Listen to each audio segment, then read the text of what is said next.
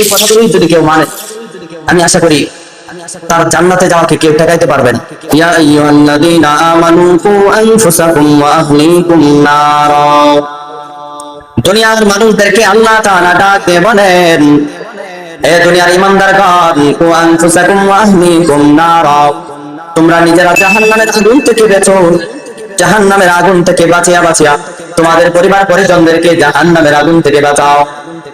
দুনিয়ার মুসলমানদেরকে আল্লাহ তাআলা বলেন, নিজে বাঁচো, অন্যদেরকে বাঁচাও।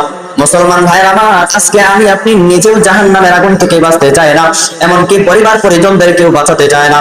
সমাজের অবস্থা এমন হয়ে গেছে, সমাজের দিকে তাকাইলে দেখা যায় বাবা সন্তানকে অনুমতি দিয়ে যায় তুই মোবাইল নিয়ে যা, মেয়ে সন্তানকে অনুমতি দিয়ে দেয় উনা চলাচল, কোনো বাধা নাই। আল্লাহ তাআলা যত মানুষ সৃষ্টি করেছেন, প্রত্যেকটা মানুষকে আল্লাহ তাআলা মৃত্যুর স্বাদ দিবেন, দিবেন কিনা? প্রত্যেকটা মানুষকে মৃত্যুর স্বাদ আল্লাহ তাআলা দিবেন। এমনকি আল্লাহ তাআলা যত মাখলুকাত সৃষ্টি করেছেন, এমন কোন মাখলুকাত নাই যেটা মৃত্যুর স্বাদ গ্রহণ করতে হবে না। প্রত্যেকটা সৃষ্টিকেই মৃত্যুবরণ করতে হবে। এই মৃত্যুর পরে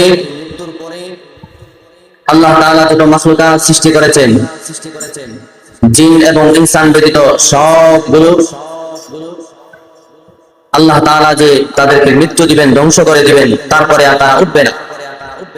দুইটা জাতিকে আল্লাহ তাআলা উঠাইবেন, জিন এবং ইনসান, মানুষ এবং জিন জাতিকে আল্লাহ তাআলা উঠাইবেন। উঠানোর পরে আল্লাহ তাআলা তাদের কাছ থেকে হিসাব নেবেন, দুনিয়ার জিন্দেগি তারা কিভাবে কাটিয়েছে।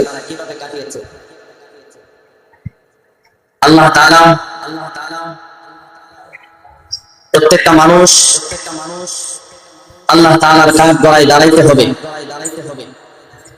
দুনিয়ার হায়াতকে কিভাবে কাটিয়েছে সে সম্পর্কে আল্লাহ তাআলার সামনে তার জবাবদিহিতা করতে হবে।